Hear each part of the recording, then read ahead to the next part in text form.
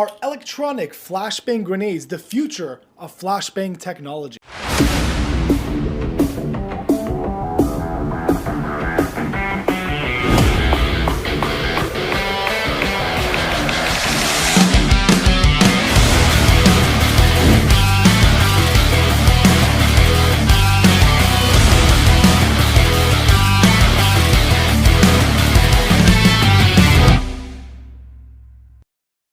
Welcome to another very interesting video about a piece of interesting tech that might be good for your everyday carry or just tactical use needs. Now, this is a very interesting product. I reached out to a company called NexTorch, and I saw that this is something that they offered, and I was very, very curious. Not too long ago on the channel, you might have seen that I did a test on actual explosive flashbang grenades, and they were awesome. They were very concussive. It was a very fun thing to be able to experience and see the value that you're able to get out of them. But once I saw this, there's definitely a lot of initial appeal to a piece of technology like this, where it's reusable, it's rechargeable, and it's just something I wanted to get my hands on to kind of get an idea of. Now, later on in this video, I'm going to do a test with someone who doesn't know that it's coming. I highly recommend you stick around and see that, because I think there's a lot more to this piece of technology that people understand, and I think that's really where you're going to see the value of this potential item. Now, what I'm going to go first is just through the specs, the design, kind of the thought process of this item, and then we're going to actually test it in a actual reaction from a person who doesn't know it's coming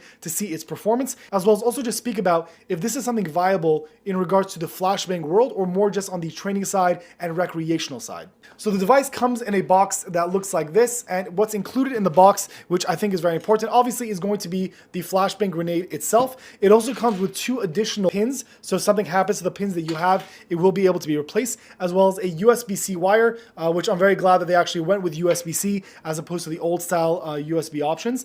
And then there's obviously the grenade itself with the spoon, as well as a 3rd pin, which is going to be the primary pin you're going to use for the activation of the device. The device is made of aluminum. It has 18 LEDs with a built-in 18650 battery. It has an anodized finish. It's advertised to have an 11,000 lumen output, as well as a 4,400 time use of out of a single charge, and it comes in at a weight of 265 grams. On the left side of the grenade is going to be the pin. It is reversible, so if you want to choose to have the pin oriented in a different direction, you are able to do so. The LEDs, again, are going to be on the bottom, and although it's an anodized piece of material, the outer parts has a rubberized coating. This was much more sturdy out of the box than I expected. I kind of expected it to be somewhat more plasticky, but for the price, you are getting a quality item. So it has, again, like a very strong rubber kind of outside area, which means that when you throw this, it's going to protect the scratching area of the LEDs, as well as it doesn't just get like break on the first try that you use it. On the bottom of the actual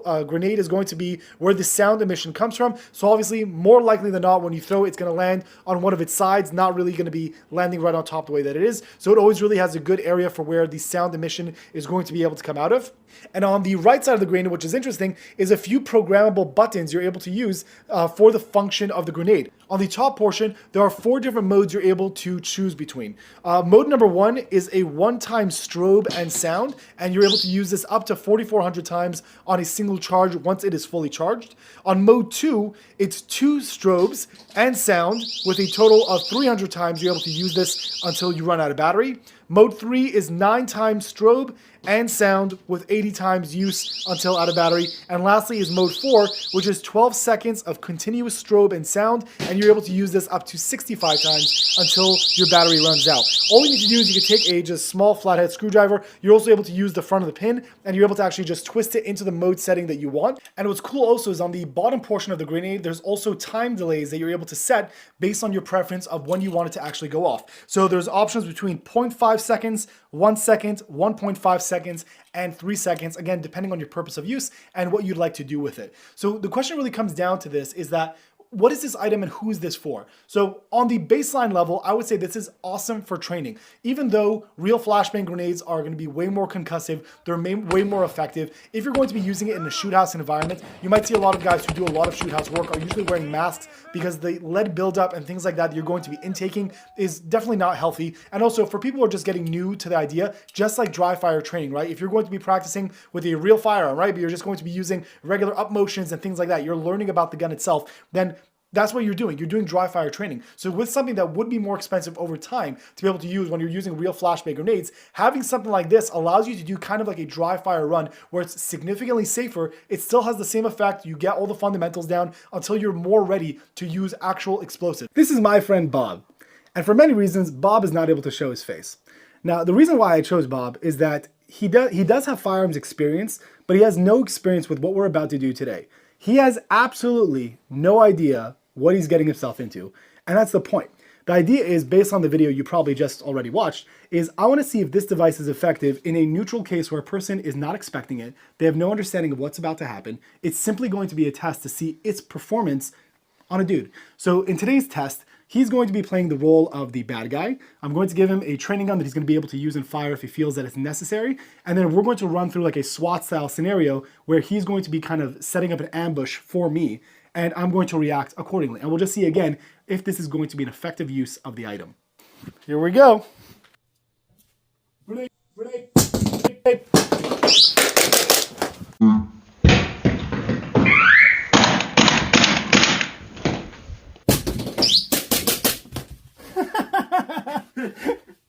Okay, so time for a quick debrief. So I want you to give me like thoughts before going into it, while things were happening, and then your reaction. Obviously, we could rewatch the video to see like how things ultimately played out. But what are your thoughts? So going into it, wasn't sure what to expect. Yeah. But it was very effective as soon as you threw it in. It stole my attention immediately. I did think it was a little, I want to use the word puny. Okay. But I guess the question is going to be... But the bottom line is that it did take my attention and you were able to get some shots off. So I guess the question is going to be about like, I agree that, first of all, the setting, being my bad, I used the wrong setting, which I should have used a higher level setting, but you could only really do this once to get the full experience, right? But the question is that would theoretically anything I would have thrown in cause the same effect because you're just like, what was that? Or was it with it being thrown in and the sound / light and yes, transmission? it was that's what made it. The combination of the light and the sound is yeah. So I'll rewatch it also because I want to check, because my thought is I wonder if after it was thrown in, was your reaction, what was that, and then the light hit? Meaning theoretically it would have been any item thrown in would be what was that? Or would it have been that really the light is going to be what really drew your attention to it, and that's what I guess changed the effect of the whole thing for you? But ultimately, if we rewatch the footage, there was a moment that whatever it was, you looked at for a second, but we saw that I think it was at least like 4 rounds taken before you're even able to transition over to react to it. My takeaways from this is that on the channel also you've seen that I've used real flashbangs before, like things that are concussive. And it's always been my experience with when I'm running those things, you feel like the concussion hit your chest, like it's an actual explosive. So even if you kind of knew it was a flashbang, or even if you kind of knew that it was coming, there's a eerie feeling of I just don't want to be next to it, versus something that's, so to speak, like clean and electronic. Clean, yeah. It makes you feel like I kind of don't care because like a little light, some noise, and that's, yeah. And then like so where does the value of this product come in? I absolutely think there's value to this product, but it may not be in the expectancy that you think. If it comes to dry fire training, you guys should all be dry firing, and you're using non-live firing ammunition to be able to practice the fundamentals of a real gun. So the same thing is, I would rather use a plastic, non-explosive, non-toxic, so to speak, item than when it comes to training, I'm practicing the fundamentals of using that item with less risk, especially if you're getting into new users of grenades of any type. I would rather give them something that I know won't blow off their fingers if they forget to let it go, or if they're not familiar with how to use a spoon of a fragmentation grenade or whatever it might be. That's where the item comes into value. The other thing comes into, again, if you're going to be using it for airsoft, whatever, obviously there's going to be gameplay aspect to it that might be fun. It's reusable. I've seen a lot of people complain about the price. This is a never-ending item. It just keeps being able to be used. So the only thing you're paying for is electricity when you plug it in to be able to recharge it for another 1,000 times that you're able to throw this item. So I don't see a problem with that. It's a reusable, at the minimum, training item.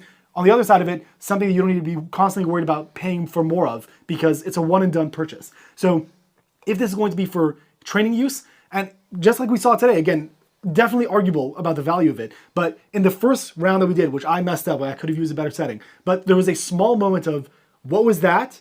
And that small moment of what was that was enough to be able to start at least begin clearing a room, which I probably wouldn't have had, because if I didn't have anything, I wouldn't be able to have anything. But again, that small moment was just a little burst of just confusion, and it was enough. Will a regular frag grenade of some kind be more valuable? Absolutely. But remember also, I've seen videos of cases where law enforcement was about to enter a building, and suddenly one of them, after they pulled the pin, they're like, I smell gas. Officer Michael Crabb is carrying a non-lethal weapon called a flashbang grenade.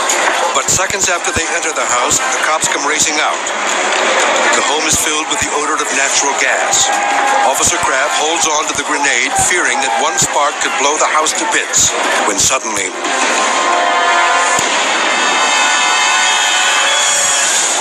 the dangerous weapon explodes in the officer's pocket, generating 2,000 degrees of searing heat. The SWAT team is stunned by the blast. So if you smell gas, do you want to throw an actual explosive that has the capability of catching fire? Am I more comfortable throwing something that could be immediately flammable to everything around it versus potentially using something like this? Again, it's super debatable. I totally understand it, but it's hard to say that there isn't any value to an item like this, which is, again, reusable. It's easier for people to be able to train with. There's value to it in that regard, and I think that's really where the value comes in. So I wouldn't complain about the cost, especially when it comes to training, because fingers are probably worth more than a few hundred practices of this, as well. Right? Yeah. So in that regard, I think it's interesting. If you want more information, I'm going to leave a link in the description down below for the company. If you have any questions or if you want to see more testing on this particular item, please feel free to leave a comment in the comment section below, and I'll get back to you as soon as I can. This is Raziel Cohn with the TacticalRabbi.com. Thank you for watching.